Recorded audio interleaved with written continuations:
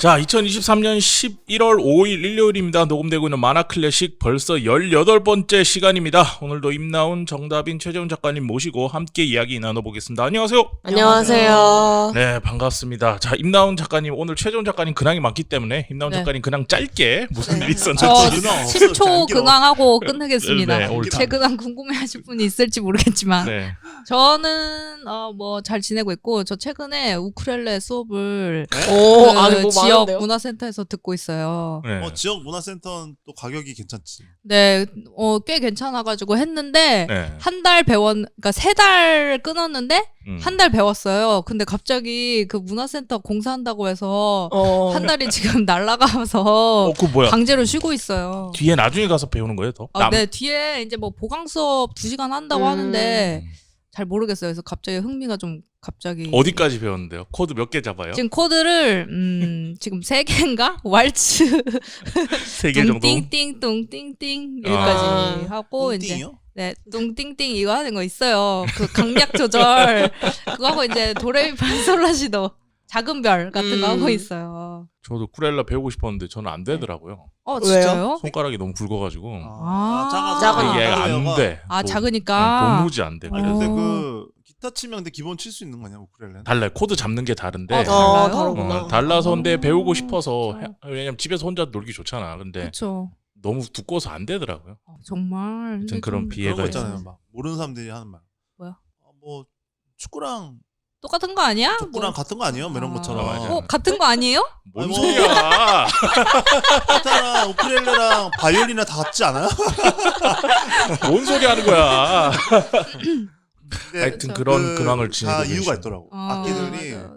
그 피리도 그렇잖아요. 뭐 리코더, 단소, 블루트. 블루트 맞아. 사실 다 완전 다르잖아. 다 다르죠. 개념이.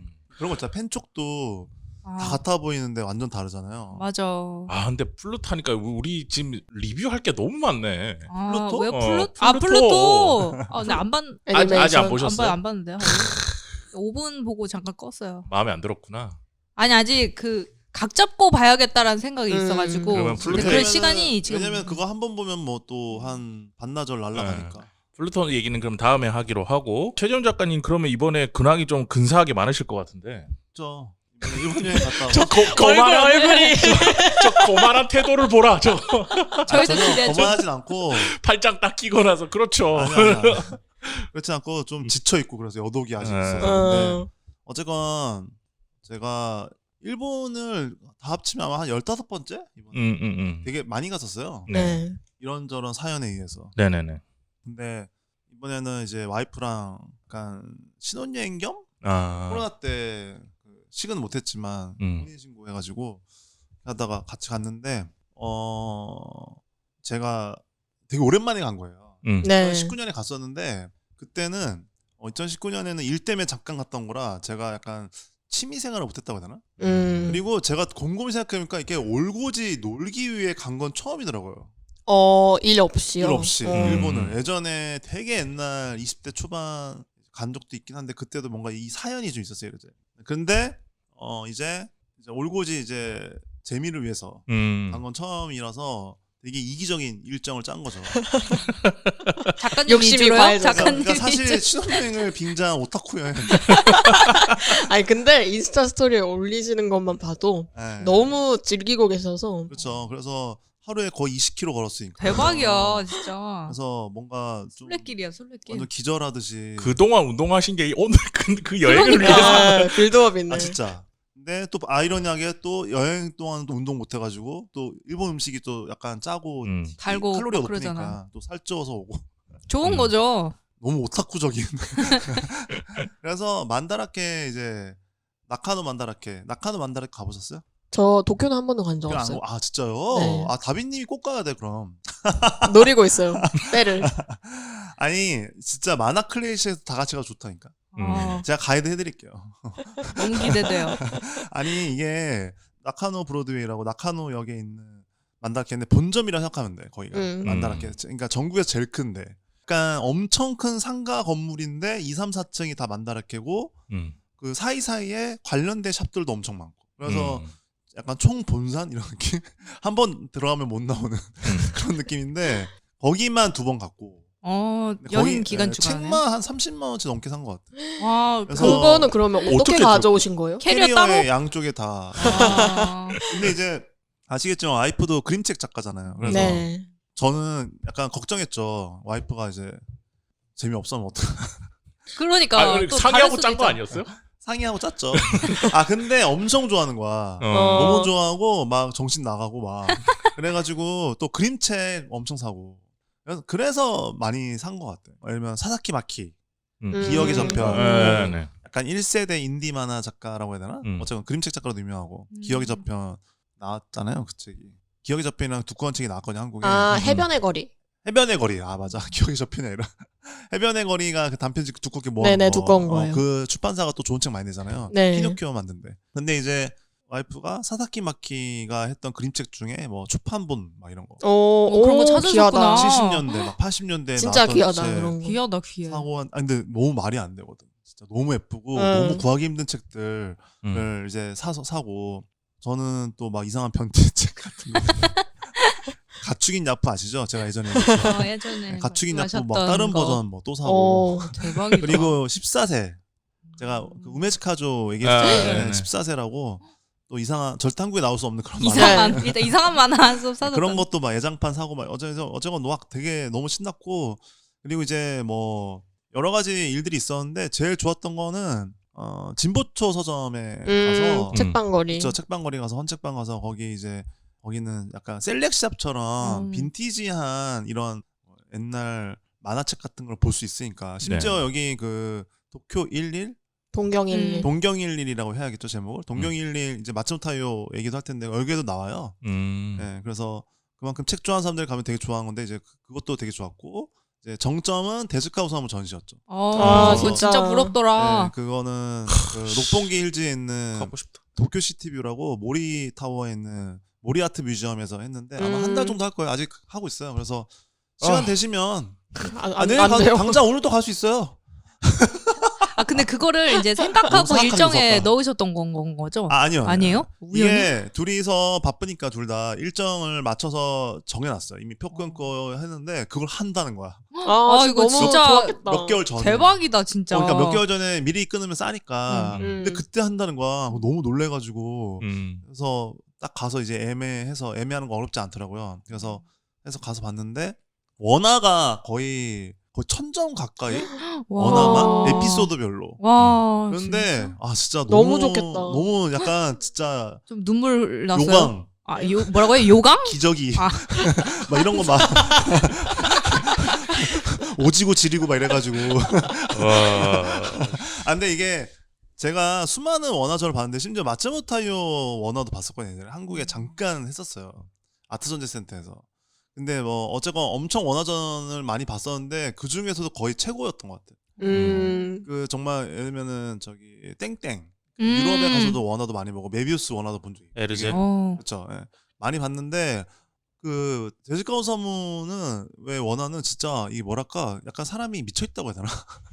그리고 연재 많이 한 걸로 유명하잖아요. 이게 뭐가 있냐면 되게 제일 인상적이었던 게 뭐냐면은 수정을 너무 많이 했어. 네, 수정 엄청 많아요. 진짜로요? 수정을 너무 많이 한 게 이게 예를 들면은 저 후시코 FGO 원고만 봐도 되게 깔끔하거든요. 네. 그러니까 정갈해요. 이렇게 약간 근데 수정돼 있긴 한데. 근데 데스카 오사무는 덕지. 덕지덕지 진짜. 진짜? 저도 한 번 본 적은 있거든요. 근데 장난 아니에요. 네. 정말? 근데 모든 원고가 다 그래. 보면서 이 사람은 진짜 그냥 느낌을 엄청 추구하는구나. 그러니까 툭툭툭 하는 거지. 그러면서 마음에 안 들면 다 덮어서 다시 위에다 하고 마치 약간 무슨 유화 덮듯이 엄청 덕지덕지한 거야. 그래서 그게 너무 인상적이어서 그 태도가 멋있는 거야. 뭐냐면은 작가가 사실 되게 멋있고 싶잖아요. 원화도 맞아. 막 실수한 거 티내고 싶지 않고. 그럴 수 있죠. 근데 전혀 그렇지가 않고 뭐 어때? 그냥 빨리 파이널은 난 책인데 내 원고 나는 만화가야. 근데 그래서 멋있는 거 있잖아. 그게 진짜 멋있다. 그러면서 보면서 이거 진짜 그냥 그래 만화가는 이야기를 하는 사람이고 만화로 그래서 정말 많은 만화를 뿜어내는 게 중요한 거지. 무슨 얼마나 정갈하고 이런 거보다는 내 이야기를 얼마나 많이 할 수 있을까 이런 걸 막 너무 느낀 거지 원화를 보면서. 그래서 진짜 약간 엄청 인상적이었고 약간 그래서 그런지 이번에 그 동경 11도 엄청 저는 되게 좀 좋았어. 이래저래. 날 울린 만화지. 예. 그래가지고 울었어요? 예. 와 진짜 되게 우였는데. 나 보면서 울먹울먹했어 어제. 저는 계속 저도 울었어요. 근데 그런 면에서 이게 되게 그리고 그 전시가 정말 인상적이었던 게 만화를 너무 좋아해. 그 만화를 너무 사랑하는 거야. 자연스럽지. 이게요. 그 전시한 공간이 있잖아요. 도쿄 롭pongi 일지의 모리타워에서 한다는 게 뭐냐면은 엄청 상업적인 공간이거든요. 네. 근데 물론 데스카 오사무급이니까 되긴 하지만 거기서 되게 많은 전시를 해요. 심지어 바로 옆에서 어떤 전시를 하고 있었냐면 북두신권 전시를 하고 있었어. 오 대박. 그리고 바로 옆에 있는 카페에서는 레스토랑 같은 데서는 그걸 컨셉으로 한 음식을 팔고 있는 거야. 와. 콜라보 카페. 와 북두신거 컨셉 음식이면 야 궁금하다. 무슨 음식 먹는 거야 도대체. 그러니까. 진짜 웃겼어. 거기에 막 대사가 있어. 제가 강아지 통조림 이런 거. 일본어를 잘 못하니까는 막 근데 옆에 그 그림처럼 막 와 메뉴 옆에 넌 이미 먹고 있다. 막. 그렇지. 진짜 막 그런 거지. 예. 그래서 막 와 너무 감탄스러우고 막 약간 그 만끽하는 기분 만화를 되게 오랜만에 가서 그걸 느껴가지고 어쨌건 여러모로 너무 행복했죠. 그리고 또 하나는 정말 만화가라서 너무 행복하고 더 열심히 해야겠다 그런 여행이었죠. 근데 그 여행을 다녀오시면서 저에게 오늘 도착하셔서 마지막에 시험을 내셨어요. 맞아요. 결국에는 다빈님 손에 네. 소나기에 저건 소나기여야 돼. 다빈님 소나기에 떨어졌는데 선물을 하나 사오셨더라고요. 저 이토준지 피규어를 이제 제가 어쩔 수 없이 하나밖에 못 사가지고 토미에인데 토미의 피규어를 조형을 이제 예. 가져왔는데 어쩔 수 없이 하나라 가위바위보를 시켰죠. 부러워요. 제가 가위를 내서 그랬더니 다빈님의 소나기에 들어갔는데 그거 뭐 소감 한마디 해보세요. 소감 겸 근황을 말해보자면 난 저의 가장 최신 근황은 최재원 작가님이 딱 오셔서 시험을 내주셨는데 제가 가위를 내서 토미의 피규어를 가졌다는 거고요. 아씨. 제가 회사 책상에 그 조조 3부 카쿄인 저주 인형을 갖고 있는데 이제 인수 작가님이 맨날 저주 인형 치우라고 그러시거든요. 근데 그 저주 인형 콜렉션에 이 토미에를 함께 전시해 놓을 예정이고요. 너무 저주 인형으로 회사 망할 것 같아. 저 저주 인형들 때문에 회사가 안 되고 있는 거야. 얘네가 액마기를 해주는 거죠. 아니지. 이게 아시겠지만 망해도 크게 망할 거예요. 무슨 말이냐면은 도미에잖아. 그러면은 모든 어쨌건 이 에너지와 그건 다 흡수할 거 다 흡수하고 어느 날 다빈님 출근했는데 내 얼굴이 소용돌이 치고 있고 막 그럴 수도 있어. 심상치 않아. 풍선 그리고 달려있을 처음이자 수도 마지막 있어. 여자 직원일 수도 있어. 안 돼. 네, 그렇게 해서 다빈님 소나기에 들어갔다. 이거 사진은 나중에 인스타 스토리나 아니면 이 에피소드 올라갈 때 공지 게시글에 이미지도 올릴 수 있거든요. 와, 되겠다. 그렇게 올리면 그래요? 되겠다. 거기에 댓글에 올려도 되지 사실. 네, 맞아, 거기에 맞아. 하나 올려주시면 사람들이 보는데 좋을 것 같아요. 웃기다. 얼마나 웃길까. 4명이서 만화 얘기하는 사람들이 선물로 또미에 가지고 싸우고. 싸우고. 지금 되게 오늘 기분 업되게 하려고 일부러 점심도 먹고 왔는데 저걸 차지하지 못해서 되게 우울하네요. 다음에는 최대한 3개를 아니 저도 옛날 가서 진짜 갖고 싶다. 일본 갔을 때 그때 대학교 교수님이랑 같이 갔거든요. 오. 근데 대학 교수님. 교수님이 굉장히 열린 분인데 가기 전에 저희한테 그랬어요. 카드 가져가지 마라. 그러니까 어차피 돈 다 나오니까 식비 다 나오고 뭐 표값 그 학교에서 다 해결해 주니까 카드 절대 가져가지 마라 그래서 나만 그 교수님을 믿고 안 가져갔어. 근데 갑자기 피규어샵 4층짜리 피규어샵을 데리고 가는 거야. 근데 애들이 미쳐가지고 전부 다. 근데 나는 그때 루팡 3세 지금도 제일 좋아하는 게 루팡 3세인데 루팡 3세 지겐이랑 루팡 피규어가 있는데 내가 그걸 못 사온 게 한이 됐거든요. 그래서 그때 교수님한테 교수님 카드 좀 빌려주세요 제발. 오. 제발 사게 했더니 교수님 절대 안 돼요. 다 가져가봤자 쓰레기라면서 자기가 이미 엄청 많이 산 거지. 그래서 못 사온 게 되게 너무 한이다. 한이 맺혀 아깝다. 있는 사람인데. 그거 아마 지금이면 한 몇 배는 떴을 텐데. 아 장난 진짜. 아니죠. 퀄리티 몇 년 전일 테니까. 장난 대팔렘. 아니었어요 그때. 그래서 아니 이번에 제가 좀 감흥이 새로웠던 것 중에 하나가 뭐냐면은 그 중고 문화가 되게 잘 돼 있잖아. 네. 예를 들면 만다라케 같은 데는 또 예를 들면은 이제 절판된 책은 프리미엄 엄청 붙어 있고. 근데 그런 책이 우리 집에 너무 많은 거야. 일본어로. 이럴 수가. 원서. 제가 원서 엄청 많으니까 원서도. 만다라케 구경하고 있는데 다 우리 집에 있는 책인데 다 진열장 안에 있어. 그리고 30만 원, 40만 원이래. 하나에. 나는 2만 원 주고 샀는데 20년 전에. 그래가지고 와 되게 뿌듯하더라고.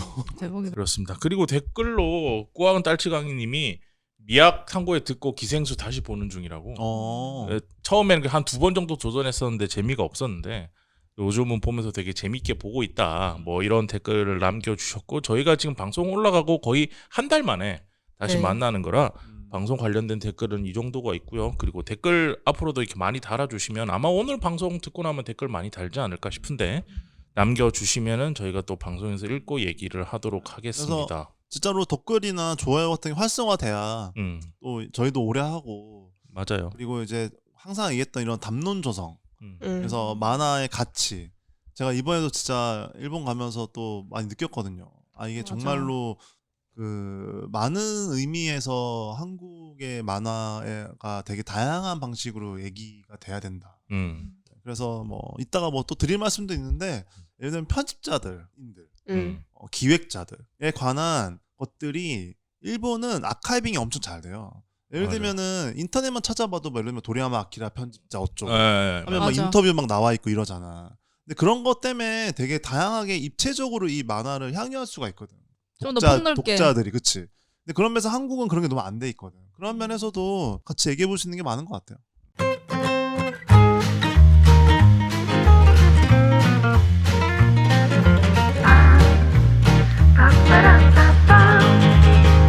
그리고 저희 미약탐구에서 다뤘던 작품이라서 얘기를 좀 해봐야 될 게 하나 있는데 혹시 미야자키 하야오 신작 그대들은 어떻게 살 것인가 다 보셨나요? 봤죠. 저도 봤어요. 네. 보셨어요? 네. 어떻게 봤어요? 부랴부랴 어제 봤습니다. 어저께. 어떠셨어요? 제가 먼저 얘기하는 거군요. 네, 어떠다 보니. 얘기하자면은 좀 소신발언 하자면 편하게 하셨다. 일단 편하게 하셨다. 일단 네. 인상 비평 딱 한마디 하자면 우선 좀 편하게 하셨다 이번에. 저는 그냥 하고 싶은 말을 다 했구나. 그러니까 그 나이에 자기가 하고 싶은 말이 이거였구나 라는 생각이 들어서 그런 생각이 들었어요. 다비님은? 저는 이제 한국에서는 아직 안 봤고 일본에서 봤거든요. 근데 그때 딱 영화관 나오면서 맨 처음에 했던 생각은 재미는 없었다.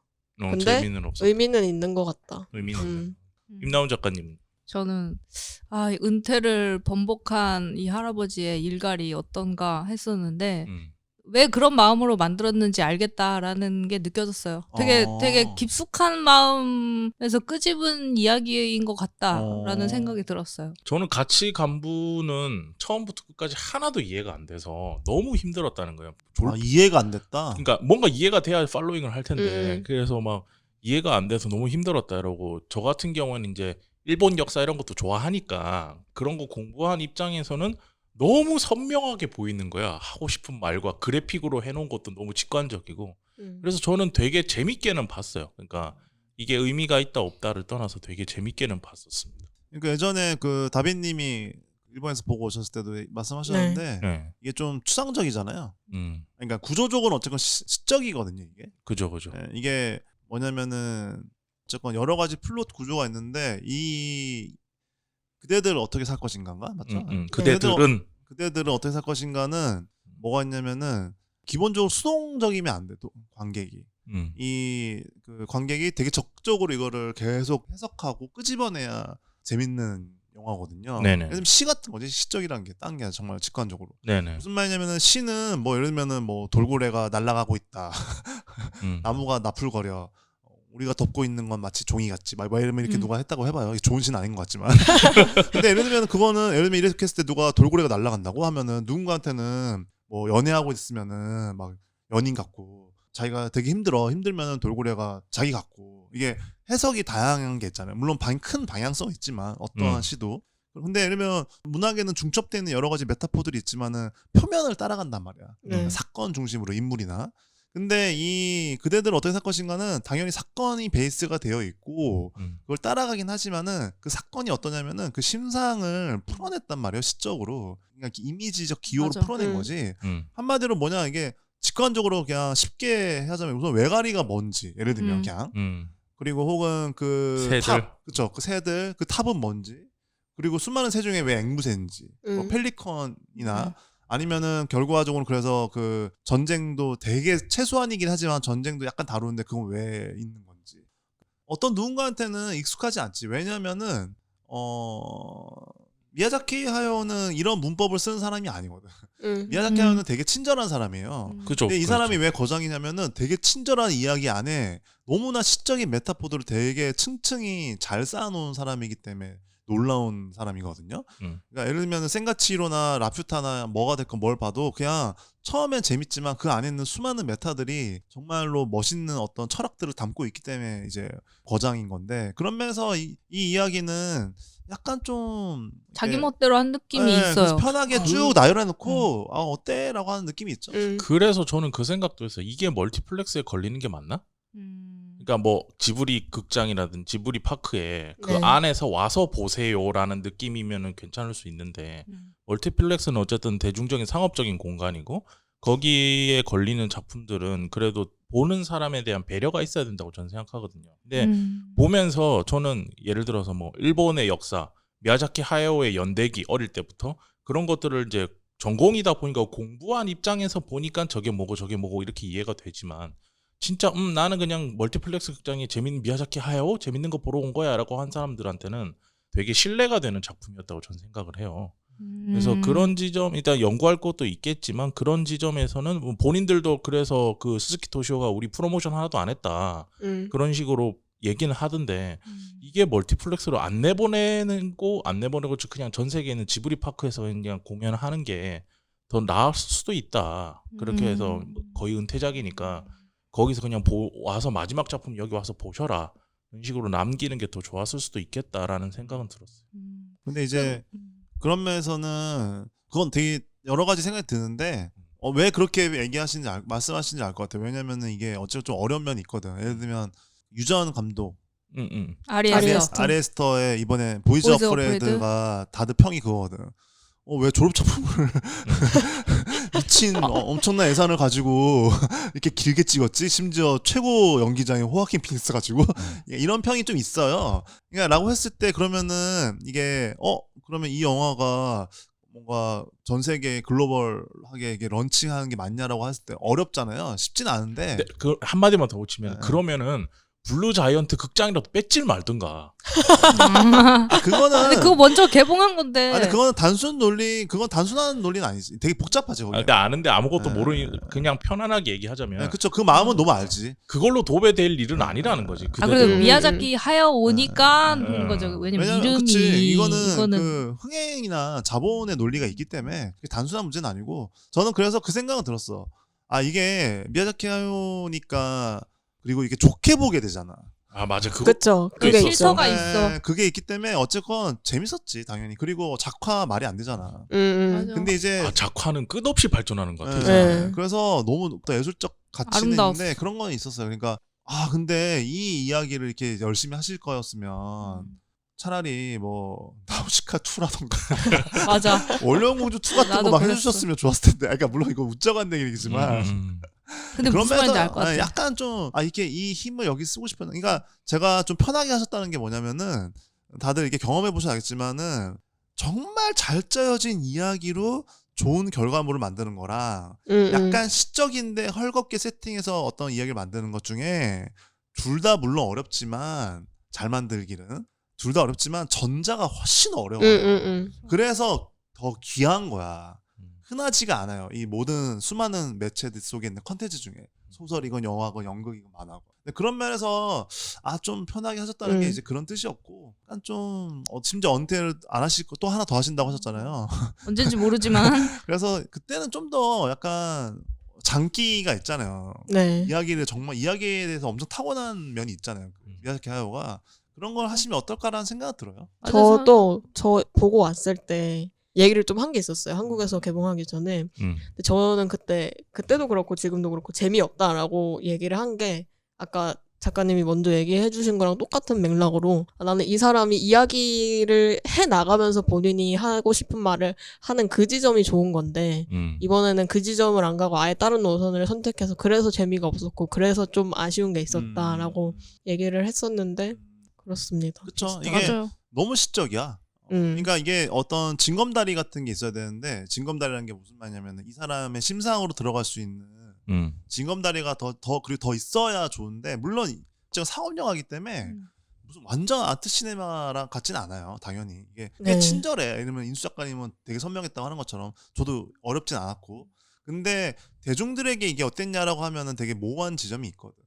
그리고 이거는 이거 좀 약간 사이드 얘기긴 한데 그 결과적으로는 자매잖아요. 아, 그 네, 형수 네. 주제.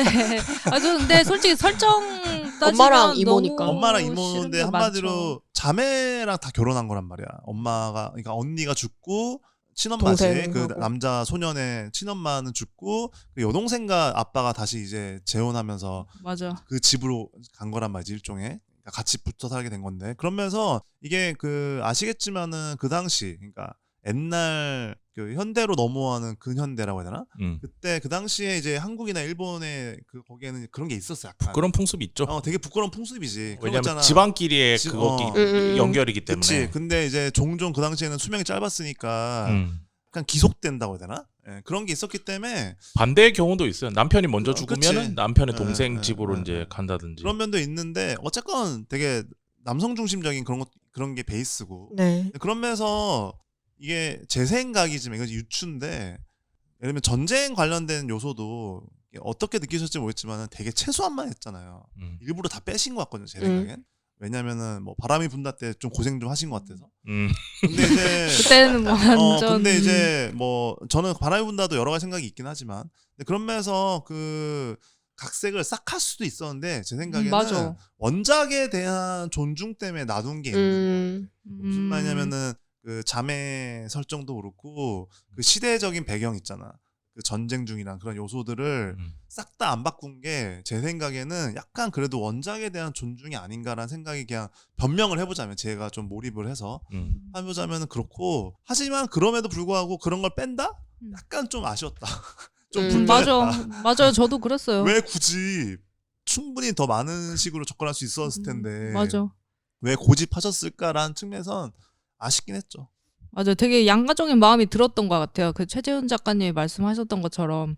아, 뭔가 저는 이미지적으로는 되게 좋았어가지고 그 작화나 뭐 그런 어떤 감성적으로 다가오는 부분에서는 굉장히 좋았는데, 뭔가 조금 그거에 들어가서 그 현실에 있는 느낌으로 받아들이면 또 불편한 설정들이 분명히 있는 거잖아요. 심지어 이제 처음에 이제 정확하게 시대가 명시되기도 하고 하니까 그걸 이제 뗄래야 뗄 수가 없고, 뭐 또 이제 또 하나하나 파고들자면은 왜 이렇게 하셨을까라는 생각도 사실 들기는 했었던 작품이어서 좋았지만 마냥 좋다고도 할 수 없었던 것 같아.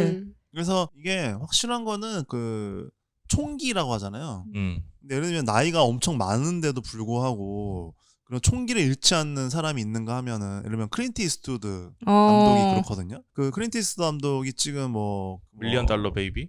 밀리언 달러 베이비도 정말 옛날이지 이제. 아, 그렇구나. 최근에 그거 뭐 옮겨다 주고 하는 그 영화 뭐였지? 어쨌건 뭐 저기 그거 있잖아요. 마틴 스코세지나 스나이퍼, 아메리칸 스나이퍼나 네네. 저기 뭐 그랜토리노나. 그랜토리노. 나이 들어서도 되게 그 총기가 느껴져요.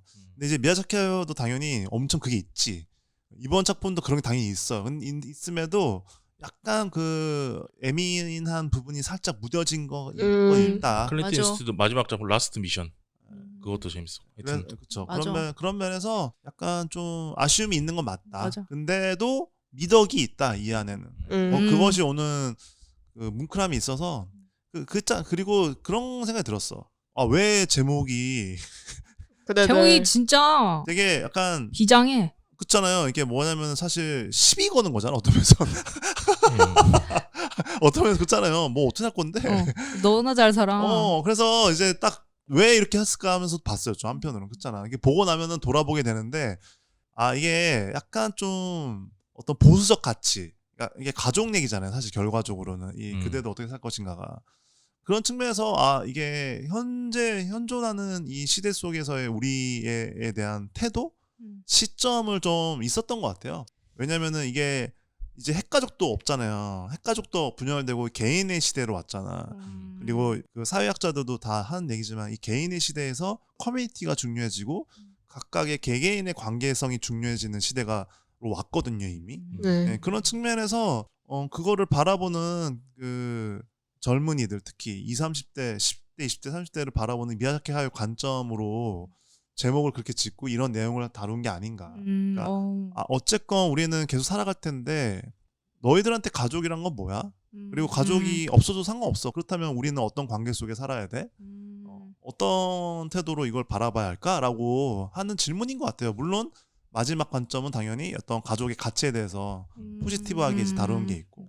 저는 이게 뭐 어차피 시간이 좀 돼서 이걸 따로 뺄 것 같아서 조금만 더 길게 네. 얘기를 해보자면 뭐 제가 편집하는 거 아니니까요. 네. 저는 약간 전후 세대잖아요. 자기는 네. 전후 세대로서 자기가 가진 양가적 감정이 있는 것 같아요. 그러니까 일본이 제일 잘 나갔던 때는 누가 뭐래도 세계 1, 2차 대전, 2차 대전 그때가 직후죠. 일본에서 제일 잘 나갔을 때거든요. 핵 맞기 전에. 근데 자기가 성장할 때는 성장하거나 그리고 이제 어린 시절에 봐왔던 남성으로서의 어른, 일본 남성으로서의 어른들은 우리가 흔히 모던보이라고 부르는 그 전쟁 시기에 가장 잘 나갈 80년대 또 잘 나가긴 하는구나. 어쨌든 근데 그 시기에 너무 멋있었을 거라고. 근데 너무 멋있었던 그 아버지들이 있는데 전쟁에서 졌어. 그리고 나라가 패망을 했고 그런데 그 사람들이 전범이구나. 근데 아버지들이 전범인 거를 스스로 인정하지 않아. 자기 아버지들이. 근데 그 아버지가 너무 멋있었어. 그러니까 그거에 대한 양가적 감정이 있다고 봐요. 그래서 이 사람이 뭐 야마토 정신이나 이런 것들에 대해서 당연히 부정 비판하곤 했겠지만 그거를 멋있게 바라봤을 자기의 어린 적의 감정은 남아있다고요. 마츠모토 레이지도 마찬가지, 은하철도 999에 나오는 마츠모토 레이지도 마찬가지고 그래서 맨날 그런 군복이나 이런 것도 입고 다니는 거잖아요. 전쟁에 반대하고 그거는 우리가 한 건 나쁜 것이야 라고 얘기는 하지만 어렸을 때 자기들이 느꼈던 그 감성은 사라지지 않거든. 그래서 그 양가적 감정의 딜레마 속에서 하야오도 마찬가지고 마츠모토 레이지 같은 작가들도 마찬가지고 그 안에서 자기가 막 휘둘리는 그거를 극복하고자 뭔가 다른 대상을 찾아가는데 그게 이제 두 사람한테 가장 두드러지게 나타나는 거 엄마죠. 엄마. 아빠가 아니고 나를 붙잡아 줄 수 있는 엄마, 나를 보듬어 줄 수 있는 엄마 이런 식으로 나아가게 됐는데 어쨌든 미야자키 하야오가 이 작품 통해서 저는 그 생각이 들어요. 나는 이렇게 살았어. 나는 우리 세대는 나는 이렇게 살아서 어떻게든 꾸역꾸역 살아왔는데 너희는 그렇게 살지 않을 수 있잖아. 너희는 너희가 알아서 개척할 수 있잖아. 그 앞에까지의 전후 세대의 상처와 트라우마와 거기서 딜레마를 겪는 우리들의 모습은 자기 자아가 비대어져서 자기가 모든 시대를 관통한다고 생각했을 수도 있겠지만 우리 세대가 정리하고 갈게. 그 다음은 너희가 알아서 해줘. 라는 생각으로 마지막에 보면 모든 게 다 무너지잖아. 그게 모든 게 다 그렇게 정리를 하고 가고 싶어. 너희는 그래서 알아서 살아줘. 너희가 알아서 살아줘. 우리한테 뭘 묻지 말고. 라는 식으로 난 절규한다고 봤어요. 이 작품이. 그래서 그런 관점으로 보면 의미가 있는데 이제 그걸 알려면 일본의 역사나 이런 것들을 알고 있어야 재미가 있다. 하여튼 그런 관점에서 되게 의미가 있었다라는 생각이 들었어요. 보면서. 저는 일본 역사는 그렇게까지 잘 모르는데 어쨌든 저도 미야자키 하야오 팬이다 보니까 이 사람의 이력은 알잖아요. 어떻게 살았고 어떤 시대에서 살았고 하는 건 아니까. 네. 이 사람 이번 영화도 그렇고 예전에도 계속 전쟁에 대한 자기 안에서의 어떤 아이러니를 계속 다루고 있는데 맞아요. 그거를 이제 중심으로 잡고 보면 저도 맨 처음에 이제 개봉하고 나와서 주변에서 봤다 하면 어땠어? 이런 반응이 많았거든요. 왜냐면 일본에서만 먼저 개봉을 했으니까.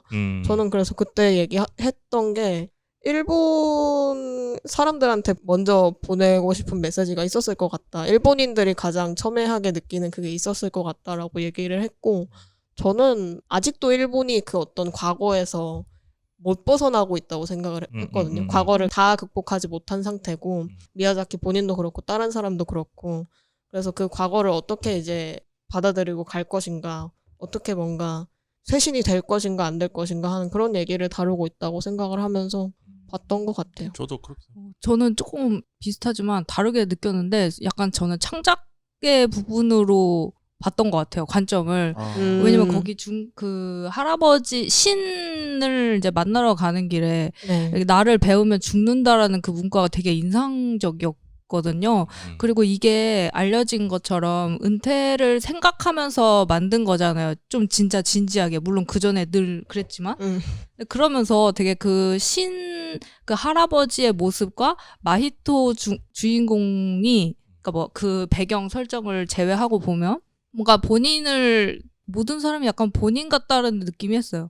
처음에는 마이토가 할아버지 아. 미야자키 하야오 같았는데 나중에 보니까 이 뭐랄까 다음 세대를 향한 어떤 그 먼저 길을 걸어왔던 창작자로서의 염려와 또 그러면서도 미래에 대한 미래 창작자들을 위한 어떤 메시지를 전하고 있는 게 아닐까라는 생각이 들었어요.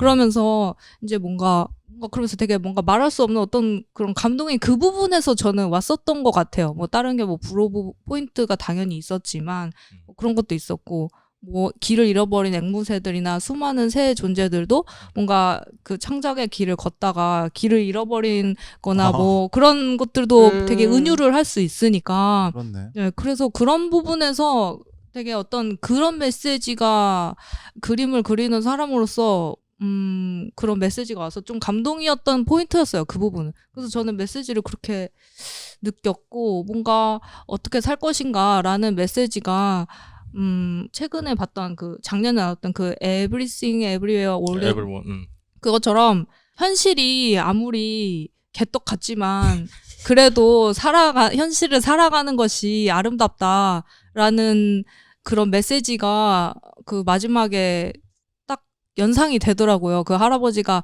하고 싶었던 말이 그 돌이 무너지는 거를 어떻게 그 할아버지가 연명하면서도 할 수 있었지만 그냥 무너지게 냅두고 현실로 돌아가는 것을 인정해 주듯이 그런 메시지가 있었던 것 같아요. 맞아요.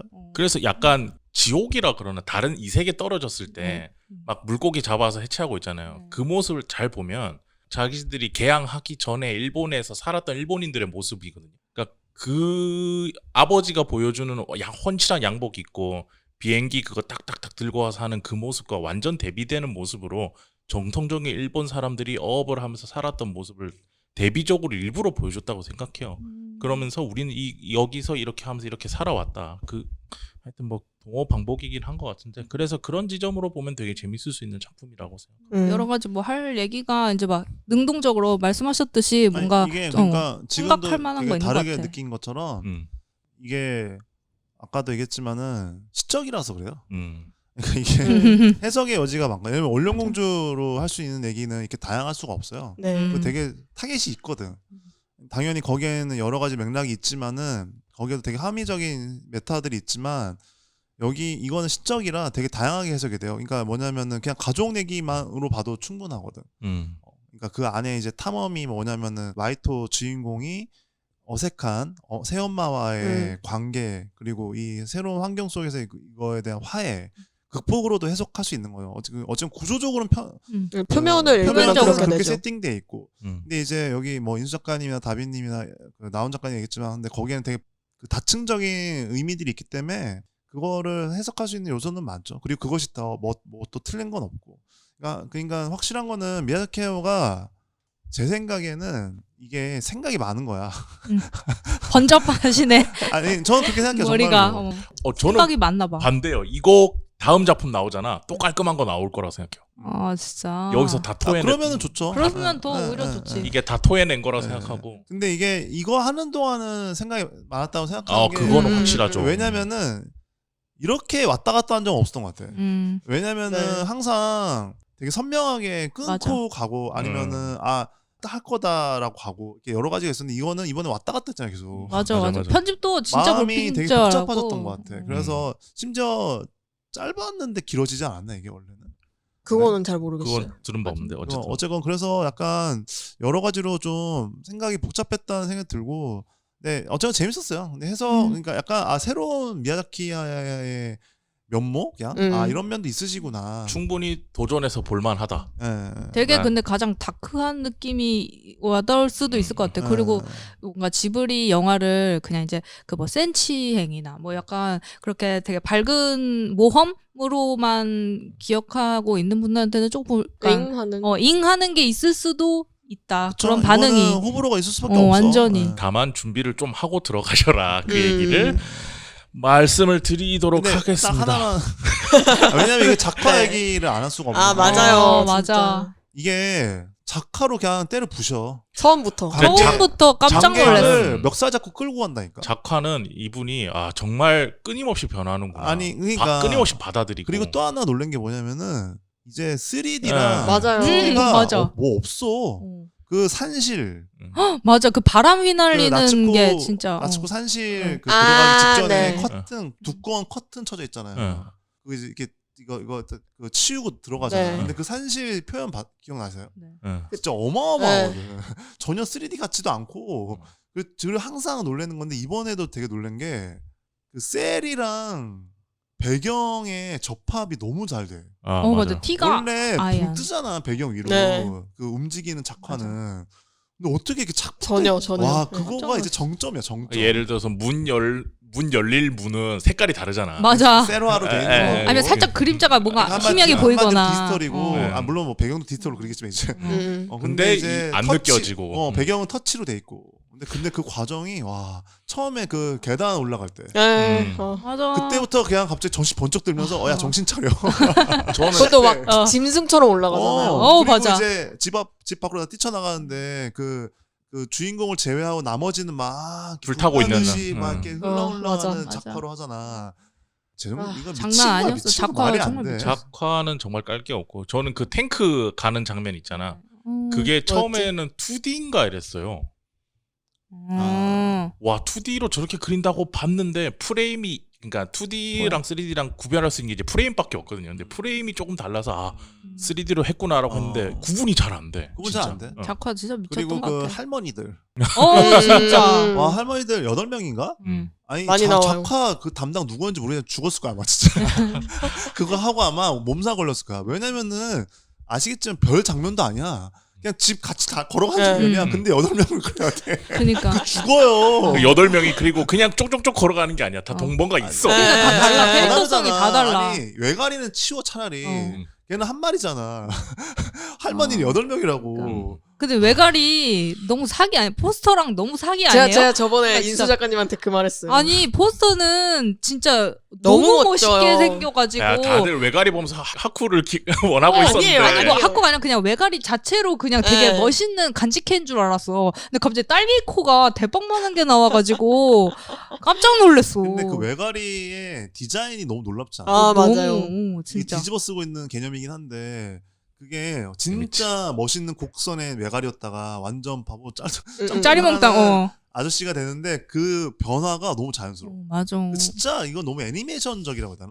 그러니까. 너무 애니메이션이야 이건 진짜. 너무 멋있어. 다음 진짜 많아. 작품 나오면 작화는 또 발전해 있을 것 같아요. 어, 그러니까 이 당연하죠. 사람이 맞아. 우리는 굉장히 꼰대라고 생각해서 그런 걸 안 받아들일 거라고 생각하잖아요. 근데 이제 어울릴 수준까지 왔구나라고 스스로 판단되니까 서스름 없이 다 흡수해서 쓰는 것 같아서. 그래서 맞아. 뭐 정말 최고 스텝들이 붙겠지만 이번에 진짜 좀 작화는 너무 정말 놀랐어. 작화로 맞아. 멱살 끌고 깜짝 작화 놀래. 끌고 갔다. 맞아.